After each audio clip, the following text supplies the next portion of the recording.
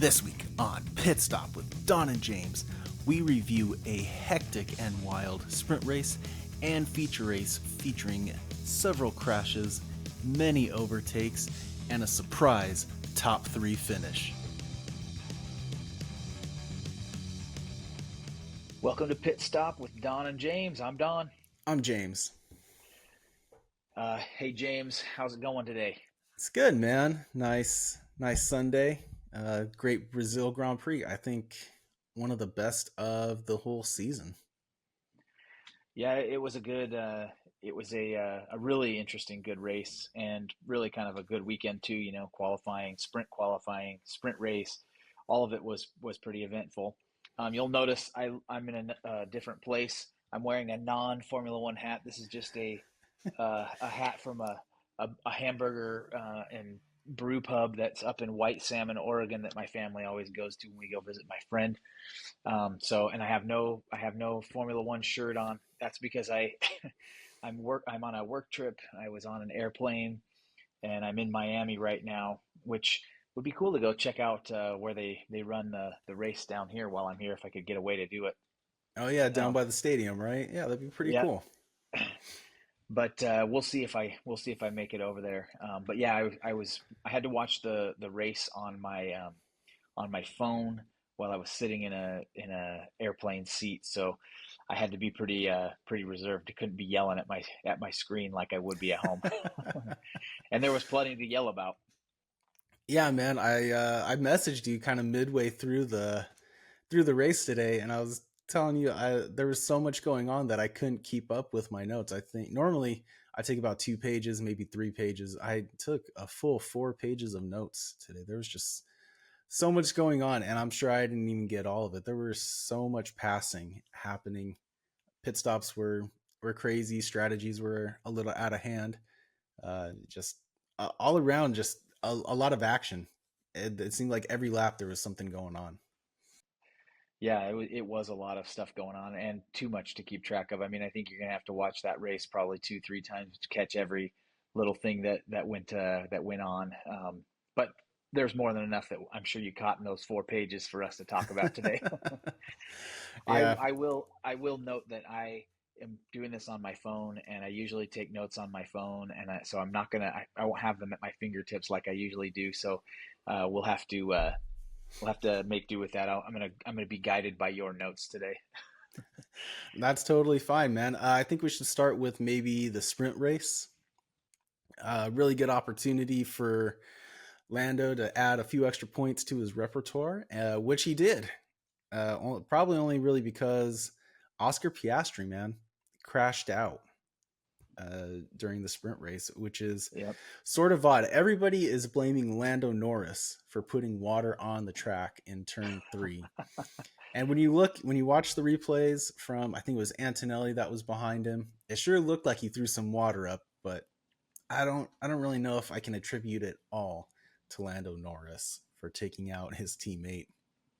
I definitely don't think it was intentional. That's for sure. Well, yeah. I mean, come on, man. How good do you think this guy is? He's looking for Yeah, a puddle so that he can go spray some, and in the hopes that it's going to take out his teammate. I mean, that's pretty laughable. But yeah. yeah, there was some other casualties too, right? And it was all right at that same spot. So I mean, and there is a little bit of circumstantial reason to be suspicious. Yeah, Hulkenberg went out, got the car running, just took off the front wing, got it running again. Then Carlo Pinto, he had a pretty heavy impact. He totally missed the tire barrier and just straight up hit the wall. So we're glad he's okay. But the biggest surprise was Gabriel Bortoletto's crash. I saw somewhere that he hit the wall at 57 Gs, is what the impact was. So super glad he is okay. It just so happened when I was watching that portion of the race, my wife happened to walk in and she started freaking out. She's like, "Oh my gosh, what is happening? Is he okay?" She's like, I can't stop watching it. It's out of control." It is a very spectacular crash, so we are glad that he is okay. Yeah. Yeah, and he not only was he okay, but he was pretty much immediately cleared and seemed fine in the aftermath. I don't know how you could do it without being at least a little sore. Maybe he's sore today. will be for a couple days. But yeah, that was a big, huge impact, and that's the kind of thing that freaks me out sometimes in this sport. It somewhat reminded me of the Grosjean crash from about 4 or 5 years ago, where he's going at a high speed and something just immediately gets him sideways, and the speed of the car is carried directly across the track and into the wall, and that's kind of Yeah, what looked like happened with Bortoleto, and his car was shredded. There's some really uh, spectacular pictures of the wreckage on circulating on social media right now too. It was just a mess of carbon fiber and parts and tire fragments and everything. It just you can't even tell it was once a car. So yeah, really lucky yeah. that he wasn't hurt. Hit the wall so hard that he shook the camera crane that was sitting behind the wall. So Oh my gosh. pretty epic. And but yeah, glad he's okay. It was such an odd crash watching it back. So for those that don't know, it was rainy all weekend, never during the race, but definitely before.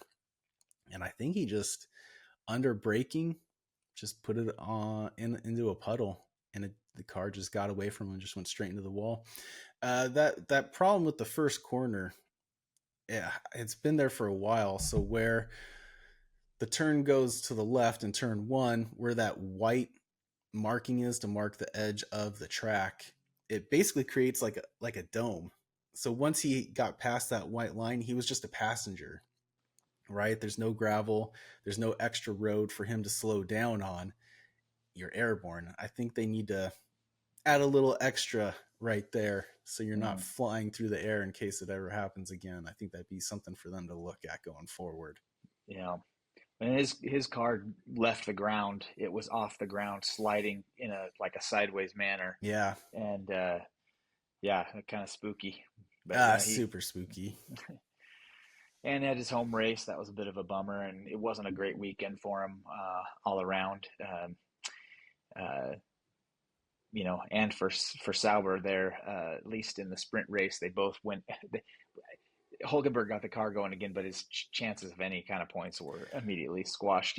Yeah, I know. Um, and so much so that Gabrielle didn't even make qualifying, right? Which happened later that day. I mean, the car was in shreds. I don't think there was any chance they were going to get the car up and running. So, Yeah, they but came Lando, close. they They did came come close. close. They Yeah. had him in the car, just couldn't get it out in time. So, Yep. but a big weekend for Mercedes, right? In the sprint race, Lando came first, and then Kimi and George finished second and third. So not bad. Yeah.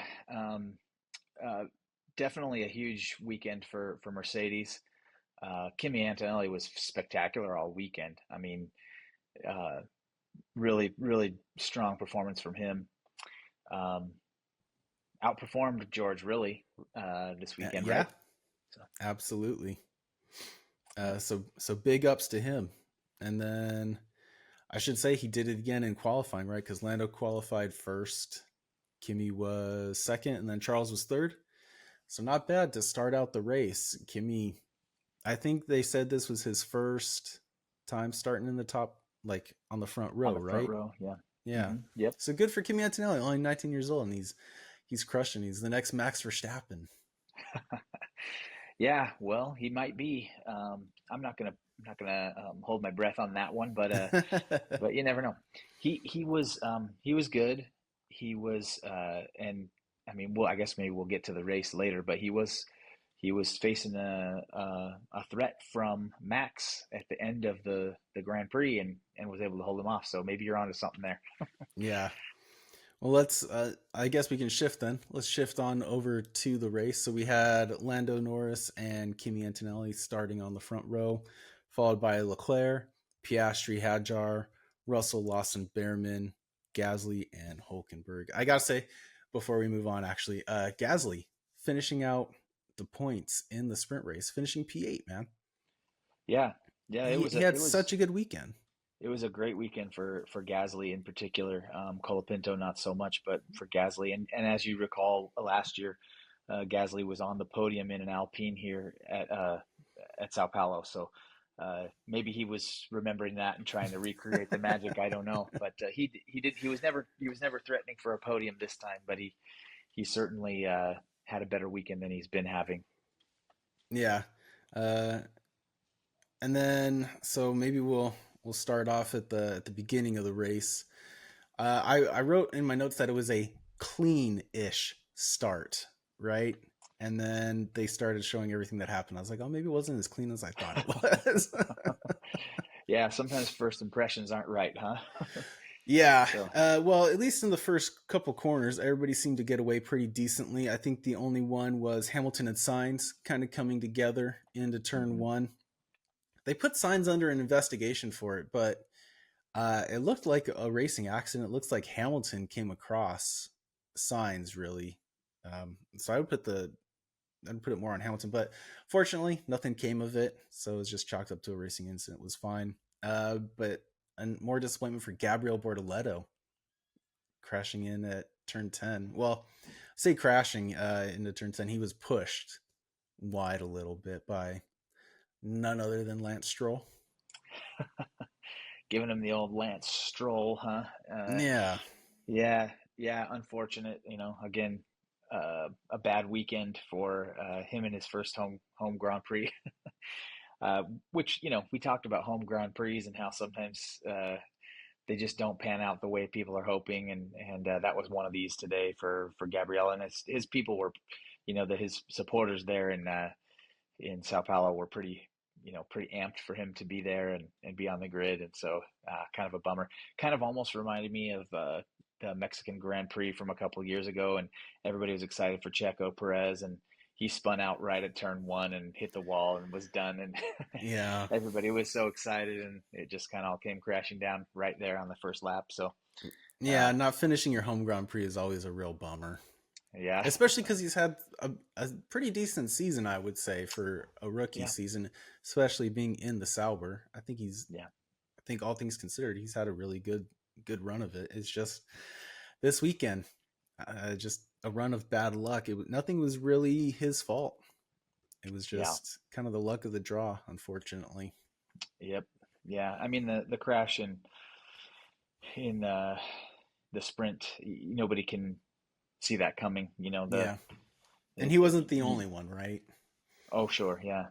Everybody, there was the three cars you mentioned earlier that spun out all in the same spot. I mean, that one you almost got to look at and go, how are you if you're Colapinto, who I think was the last one to spin right there. What turn was it on that they were on? It's that sweeping It's turn turn that three. where they catch the curb, Yeah, and everybody that hit the curb was spinning out on that one. And so Colapinto had the benefit of he should have known that two cars ahead of him spun out right on that same spot and maybe take another line. But anyway, what yeah, did you think of Hamilton running into the back of the Alpine? mm, Odd, right? yeah, it ended up being a really bad race, Grand Prix for Hamilton, um, which For was bad Ferrari. because, well, yeah, definitely for Ferrari. We This is I think the third time that neither Ferrari finished the race this year, and I mean that just hurt them. They dropped I think from P2 to P4 in the constructors Yeah, championship today. So not a good weekend or not a good race for them. It seemed like Hamilton was fairly fast though. Otherwise, um, until I guess the sprint, he didn't or the qualifying session, he didn't put it in a great spot. But yeah, I don't know, something was going on, and then Hamilton's car was damaged, and he basically barely kept it going long enough to serve a time penalty for for hitting. What was the time penalty for hitting the Alpine? for Is that hitting what? the Alpine on the front Yeah, straight. Yeah, on the first lap. I don't know. Like you watch it back and it was so bizarre.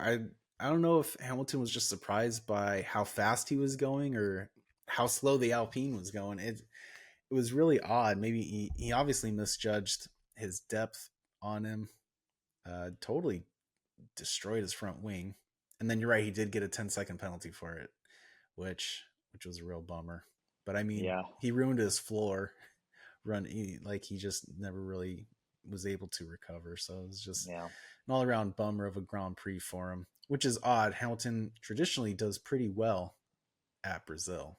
yeah.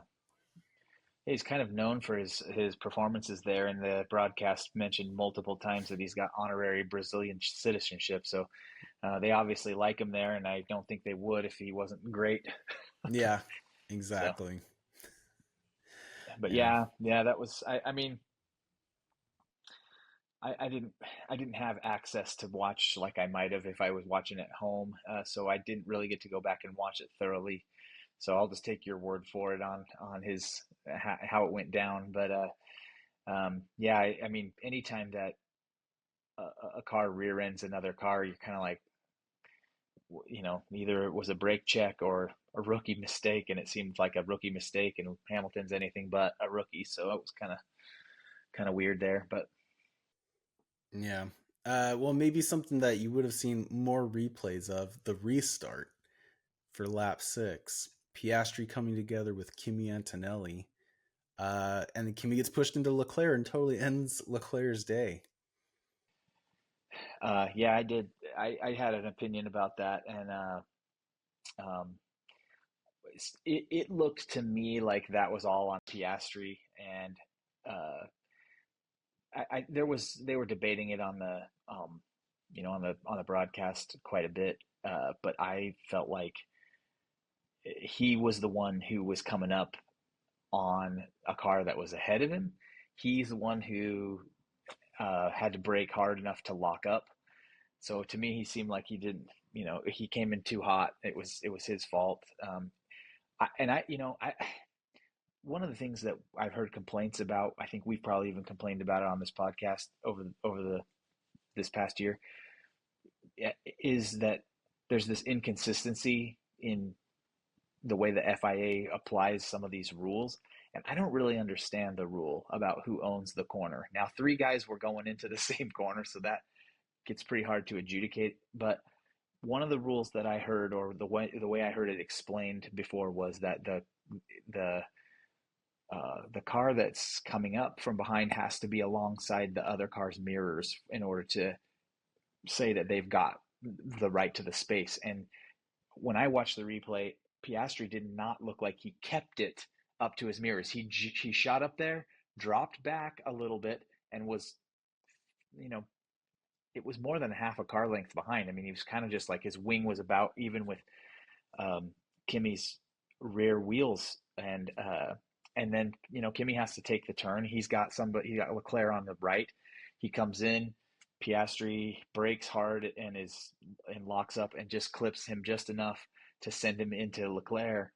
And this is one thing that I really hate about how to police F1 is that Leclerc's day was completely ruined, and they just hosed Ferrari, shot them down two spots in the standings, and all that happens is Piastri gets a 10-second penalty. It doesn't seem like a very good measure of justice to me. And I'm here like a Piastri fan and a McLaren fan, but I can, going to be fair about it. It seemed to me like it was on him, uh, from what I saw. But what did you think? yeah, just from briefly watching it this morning, it looked. I think you're right. Piastri was kind of making that run up, and they seem to be side by side. But I think Piastri just kind of second guessed himself, brake just a little too early. Had he waited that extra meter and a half, and then braked, he would have been alongside. It might have been a different outcome. Might have been the same outcome. Who knows? There's not There's plenty of room there for three cars to go if they really wanted to. Um, I think it's just unlucky that he locked up, is what it really comes down to. Had he not locked up, he might have gotten the car stopped and maybe only hurt his own front wing in the end of it. Yeah, I really just feel bad for Leclerc. He was yeah, having a decent run right. at the restart and kind of all weekend. He wasn't doing terrible. I think had he had the inside line going into two. So if they had come through unscathed, I think he would have taken both of those positions and would have been in a really good spot. But it just kind of is the way it is. Uh, Definitely deserved the 10-second penalty. Uh, but I mean, that's just racing. I would really like to chalk it up to a racing incident if I could. But rules are rules. Yeah, yeah. Well, I think all of us like to be able to claim racing incidents. That's what we'd like to see. Probably most things to be adjudicated out on, but it's so consequential. I just don't think you can when somebody makes a mistake that gets another car out of the race. Yeah.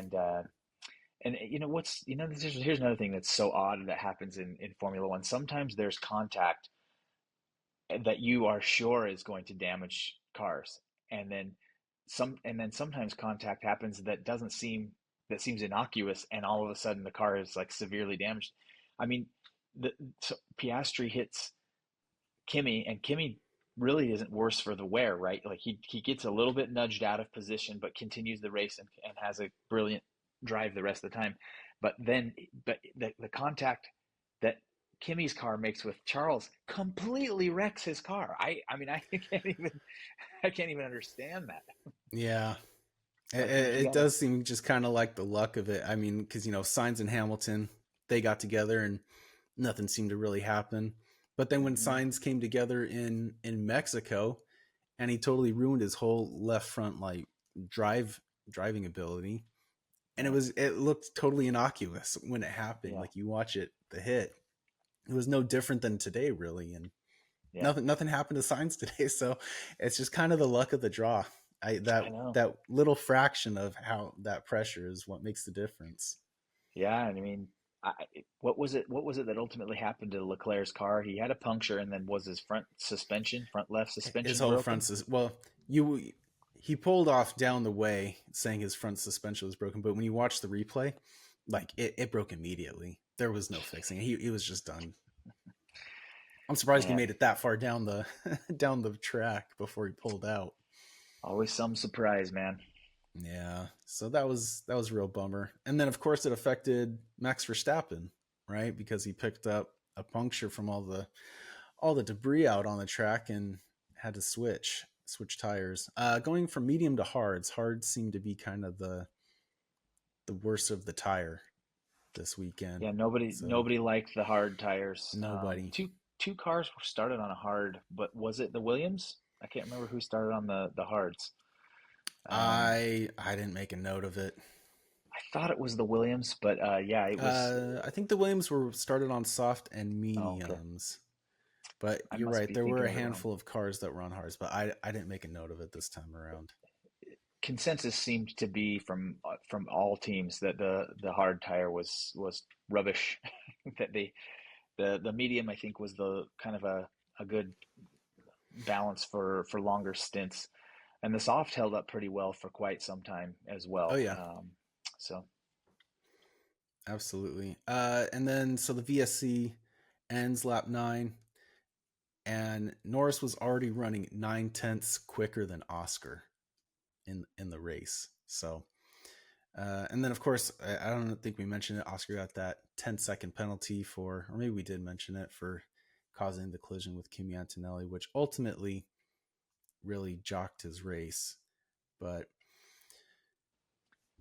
there was the Albon and Sainz. By the end of lap 10, Albon's up to ninth and Sainz is up to fifth. yeah, they shot And up. I was real excited for you for a bit there. yeah, I saw that too, and I was like, oh my gosh, we have a chance today. Well, because Sainz didn't have a particularly stellar, qualifying.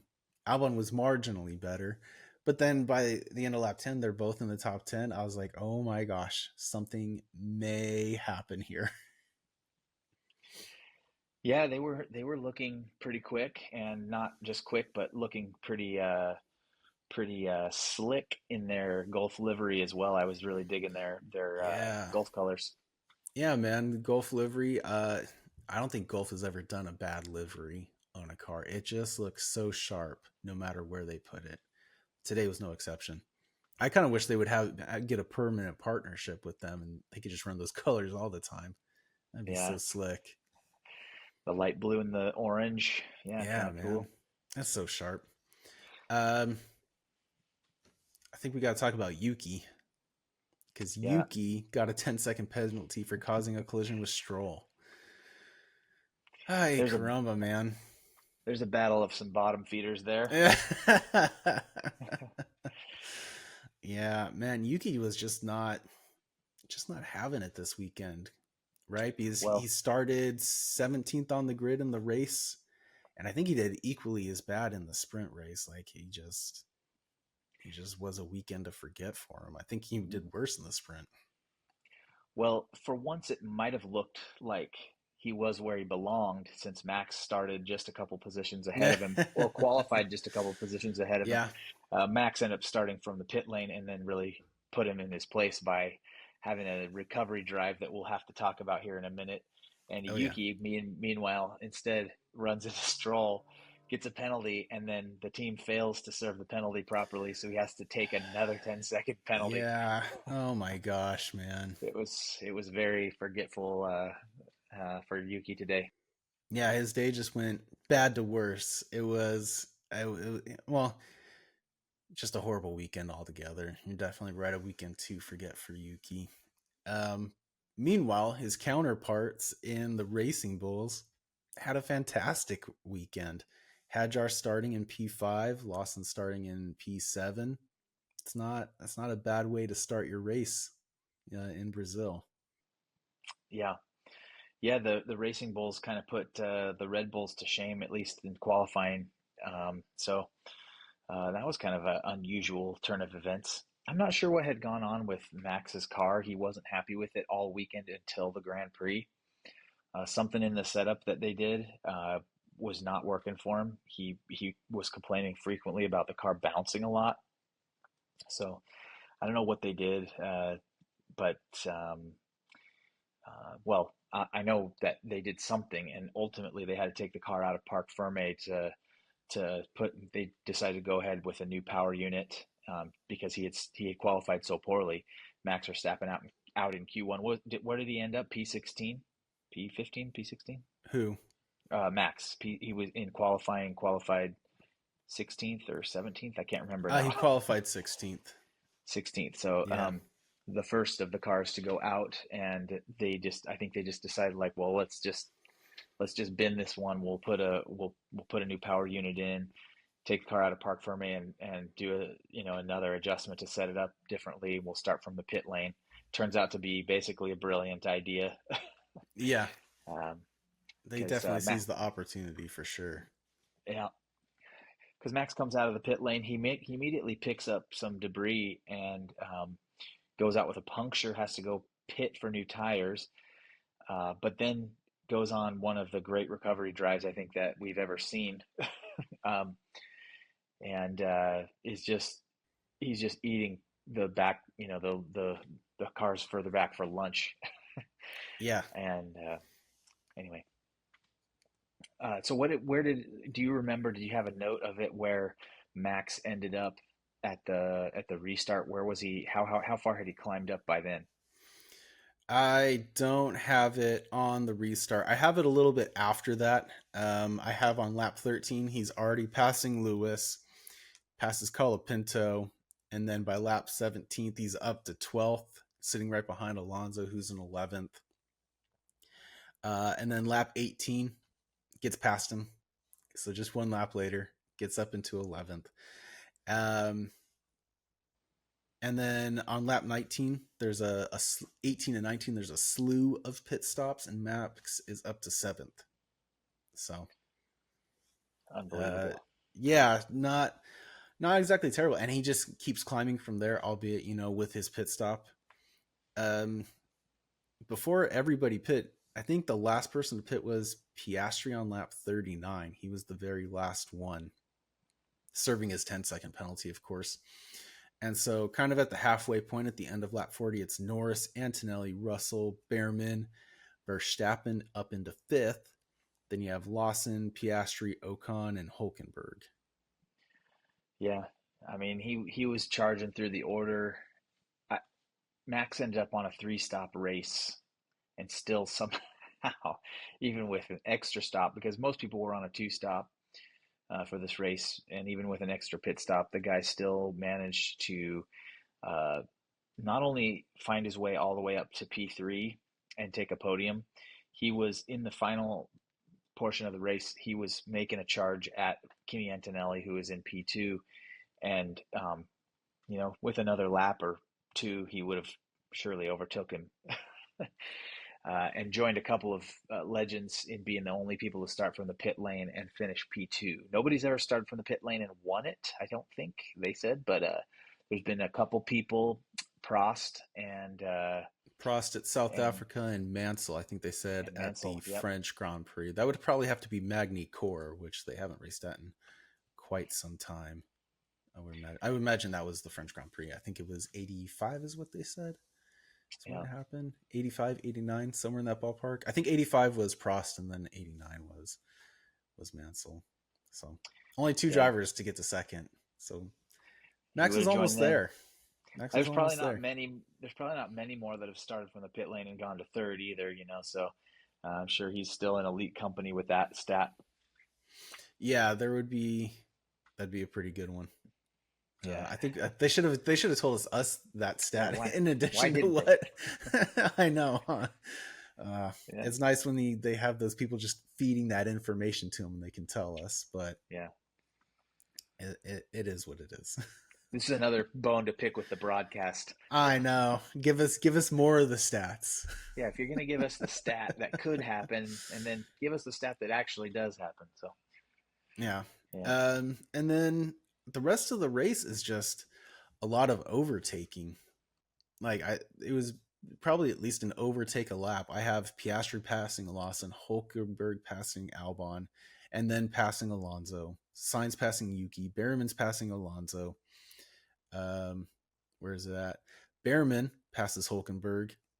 It's just nonstop passing going on into turns one and then into turn four. There's a handful of ones that were kind of out on those S's out there, like turn 10 and stuff like that. Very rarely did it happen, but it did. But I have to say, Alex Albon took the fastest lap of the race. Very First nice. time he has ever taken the fastest lap. Albeit he was down in 13th when he did it, so it didn't. And there's no bonus points for it, so I guess Yeah. it doesn't really matter. But still took the fastest lap. That's still pretty impressive. Not bad for a Williams driver all the way down in the midfield. Yeah. Yeah, they'll take what they can get, I guess, but yeah, I still would have liked to see him up in the points. That would have been nice. Yeah, and Great, then great. kind of the last 10 laps, it was just where they were running is where they finished. So Yeah. There was some good drama through down to the end of the race. Behrman was able to make his way up to P6. I think I don't remember when he settled into P6, but he basically gained 2 spots, um, which because he started eighth, right? And so that's huge for Behrman, who continues to impress and make a good name for himself. yeah, well, by the end of lap 50, he was seventh. So not not terrible. Yeah, he was Yeah. definitely pushing today. He just managed to get past Lawson, took that sixth spot away from him. Well, and they had an incident was it in the sprint, Lawson and Behrman. I Um, think so. I'm trying to remember Yeah, what happened, but I do you're remember right. Ollie came Yeah, on the radio and said that's typical Lawson. yeah. uh, uh, That was a weird one too that we totally glossed over. yeah. Uh, my point of view of it was it looks like they both were going out wide. Lawson just went a little bit wider than he should have. Behrman had plenty of runoff. He should have just crossed over a little bit. Probably would have been fine. But when you're both fighting for one lane, it just never works out, does it? Yeah. Yeah, they go a little aggressive, and Lawson does sometimes drive a little hot. I think, um, but I'm trying to remember what the outcome of that was. If they, because I think what ultimately might have happened was Ollie might have got hit with something for that one, or maybe it was investigated and no further action. I I can't remember. think it was I think it was investigated, but no further action. But Ollie did lose out because he spun, right? He Yeah, got spun out, which is a bit of a bummer for him. yeah, It is what it is. yeah. I should have worn my Haas hat today because I was proud of him. Yeah, I man. thought that was good. But Ocon didn't really have anything to show for the day. But uh, but yeah, it was another thing that was shocking was that there was a time in the race. where Max Verstappen was leading the race. He was the race leader. His tires, though, were just not really wasn't realistic for that they were going to hold up long enough for him to maintain that lead. So he ended up pitting again and going back a couple spots. But uh, that was kind of I thought for just a minute there that hey, they've got the track position. Maybe they just leave him out there and let him see what he can do. Maybe he can defend and actually win this thing from the pit lane. Um, I don't know. What do you think? Did they make the right call to bring him in, put those new tires on? Yeah, well, I don't know because he was on the hard tires. He maybe could have gotten away with just doing the one stop. I don't know that anybody did a one stop, did they? Just the McLarens, right? I think is. Did they even do a one stop? No, they had to do No, two stops, they did right? two stops. Yeah, they did two stops. In fact, I was Yeah, a little worried about that myself. Lando, he pit from the lead to put on new tires and but it worked. It worked out good. He was able to charge back up, and his lap time deltas gave the people ahead of him no choice but to come back in again. yeah. So two stop was the strategy. Uh, I don't know. I don't know if those hards could have made it. He was probably just losing too much time because the hards were so stinking slow. Nobody liked them. Once people put them on, they immediately just switched out of them and didn't like it. I think you're thinking of the Aston Martins. I believe they started on the hard tires. Yeah, that That's is who it right. was. Yep, you're right. Yeah, it just hit me as I'm Yeah, replaying it in my head right now. So yeah, yeah, didn't I'm surprised they started on the hards and went as long as they did, quite honestly. But yeah, all in all, not bad. I mean, Albon finished 11th, Sainz finished 13th. They did get my hopes up a little bit. I still haven't worn my new merchandise. I was also thinking about it. Maybe I'm just thinking about it wrong. Maybe it's because I'm not wearing the new shirt that I bought that they're having the bad luck. So I think maybe next race for Vegas, I think I'm going to have to wear it and see if the luck turns around. I think I've just that, been thinking about it all wrong this whole time. that's more of a show of faith than returning it, James. Yeah. I thought so. Um, but yeah, big props to Lando Norris, big props to Kimi Antonelli, even bigger props to Max Verstappen, man. They just got the strategy right. Had he not got that puncture, I think he would have finished in second, quite honestly. I don't know that he would have caught Lando. Lando was just far and above everybody else today, but who's to say, right? Well, yeah, I mean, it's like every week I'm yet again just astounded at something that Max does it's just greatness. Whether it's the Red Bull sucks through the qualifying, and then all of a sudden he crosses the line in P1 or P2. He blows my mind with something almost every week. But having said that, I will say that Lando Norris is driving like he deserves this championship. So three more races to go. He's got it. He's got it. Really in his grasp here. Drive clean for the next three races, and I think Lando becomes the world champ. This has been really awesome to see him come through at the time. When it counts the most. I really hope we don't learn something about like what they were doing behind closed doors at Oh McLaren man, to favor him or yeah, something, something like that. But even if they were, he's making it count. You can't even no matter what you do out there, it's still up to a driver in a car to go out and take a pole position and drive for the race win. And he dominated all weekend this week, which was fantastic to see. Pole pole on the sprint, win the sprint, pole for the race, win the race. He's got to keep that up. yeah. It seems crazy. It seems like not that long ago we were looking at Piastri, going, "Well, I think he's gonna win this thing." Because he's like 40 points ahead of Lando Norris, and now they've totally switched. Lando Norris has got was it 34 points on Oscar Piastri now, totally pulling out the gap. It just goes to show that anything can happen. I had you asked me, like 5 weeks ago, I would have said Piastri was going to take it, and he's just kind of had a string of bad luck.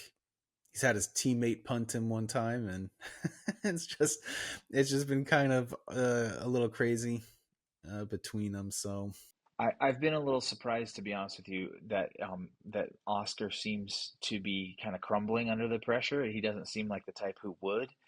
But there's been a handful of moments since the momentum started to shift back to Lando that I feel like he's driving kind of desperate, and that's what it looked like happened to him today when he made the contact with Antonelli. Was that he was he was desperately trying to gain a position early in the race, and he just overcooked going into the turn, locked up, and then hit the guy, and then now he's dealing with the 10-second penalty. And previously in Baku, I think it was when he was driving from a really far back, and he was just trying to like gain as much ground as he could, and cooked and hit the wall. So he needs to find himself again where he's got that. No matter what happens, stay zen and take the most out of what you can what you can get out of your style, not trying to change what you usually do to gain more ground. I think he would do better to just kind of accept it and drive how he normally drives instead of trying to do something extra. That's what it seems like to me. yeah, um, I was looking it up. The last time that Oscar Piastri beat Lando Norris was also the last time Oscar Piastri won a race, and that was all the way back at the Dutch Grand Prix. That's what 7, 8 races ago. It's been a long time since Piastri has been ahead of Norris. So Yeah, I guess we can't be really too surprised that Lando Norris is closing the gap, but it would have been good to see Piastri just hold on to that lead.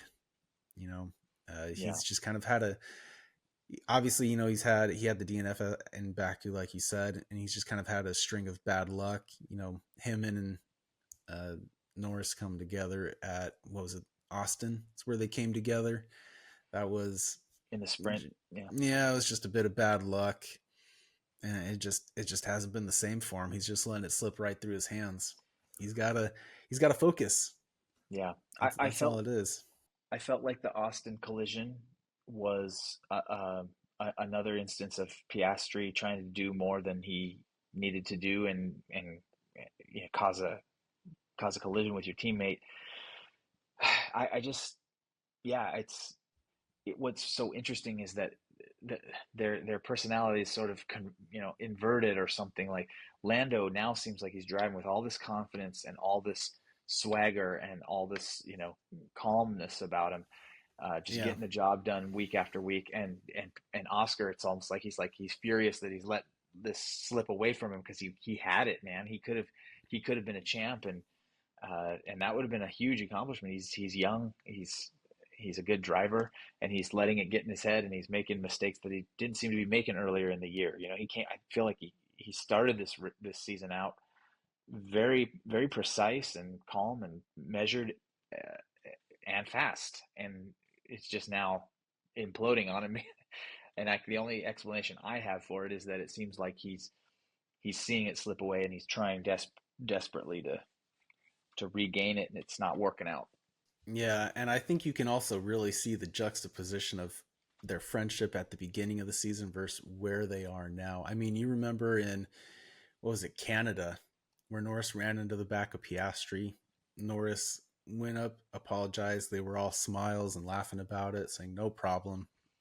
And then they come together in Austin, and they're just butting heads with each other. Like that friendship is totally toast. Yeah, I've been trying to think about it. I don't see them hanging out together anymore. I don't see them doing media together. I don't see them smiling together. Like that friendship is definitely dissolved. yeah, and that's a shame. But it's the hugest stakes coming between them right now, and they're both so good, and the car is so good. It's set up for friction, and I think we've been talking about it coming to this Yeah, all season long, and it sort of is. That's an unfortunate thing, especially because I feel like Lando's personality is very very good and warm, and something that people are drawn to. Oscar isn't so much like that, but he's calm and quiet and seems like a rational, good guy too. He's just not quite as effervescent, I guess, is the right word, as Lando is. But I found Oscar to be likable enough, and so it is a little bit of a shame to see two guys who are generally the type of nice guys then not really like getting along with each other because yeah, of whatever perceptions they have of how things have gone at their team. Yeah, so It wouldn't it's be it wouldn't be an easy situation to manage. I mean, oh for sure.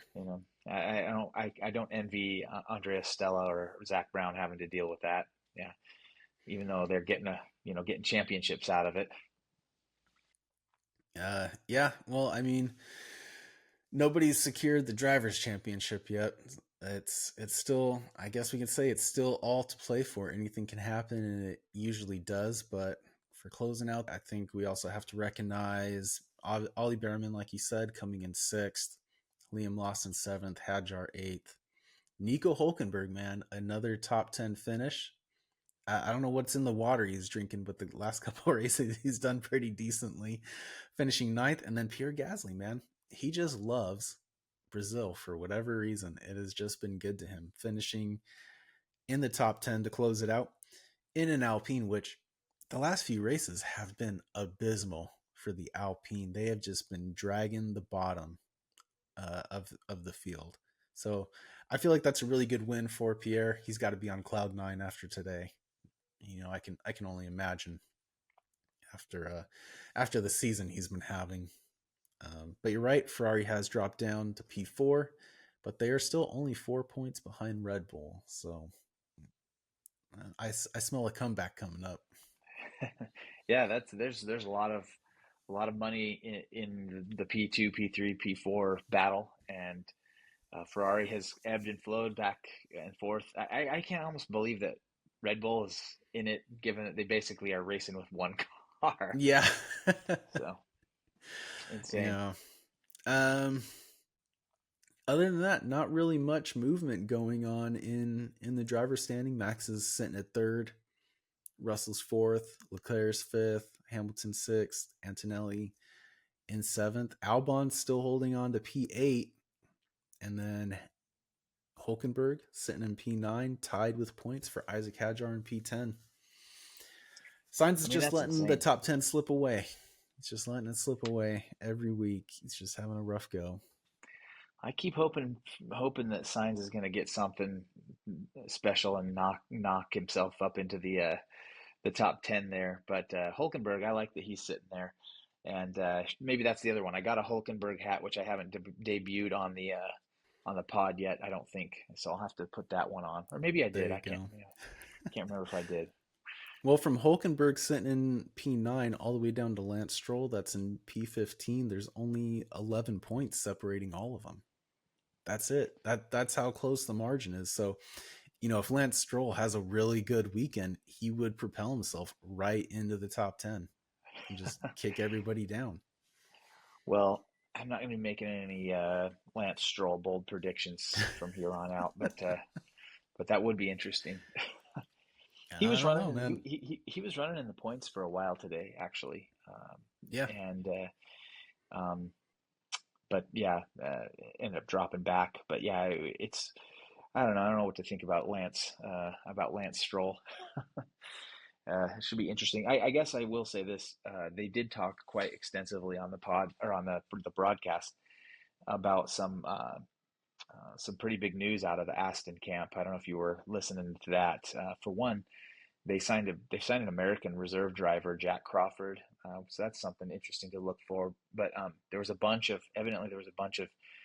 people that resigned and left jobs at Aston uh, that were in the tech and development type roles. So there's probably going to be some news breaking over the next week or so, and that's tough because they were really putting a lot of resources towards their new car for next year, and with Adrian Newey being signed and everything. So I'm not really sure what was behind a lot of those people leaving Aston Martin.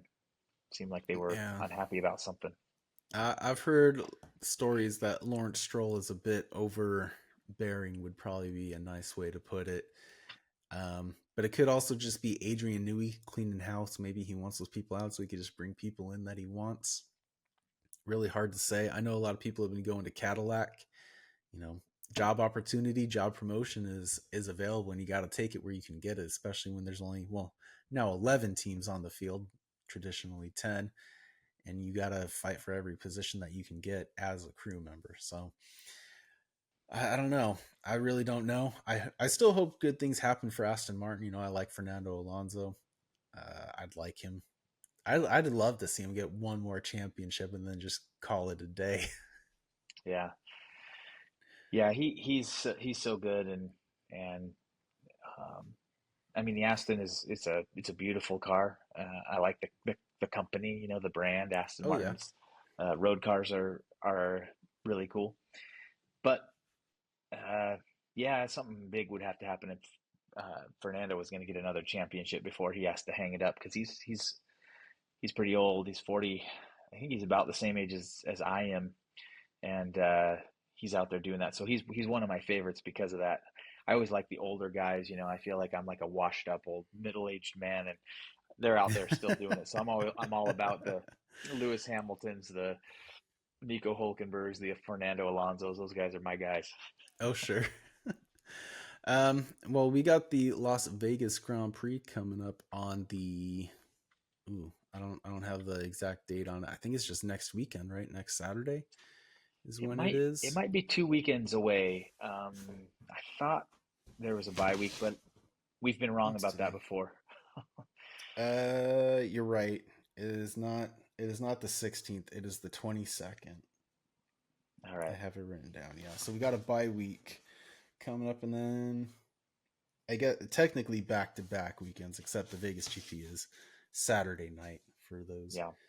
pesky Europeans that need to watch. So, Yeah. I guess we don't have to do bold predictions. We can do bold predictions next time around, and I think you'll be at your home office next time, so it'll be a little easier on you.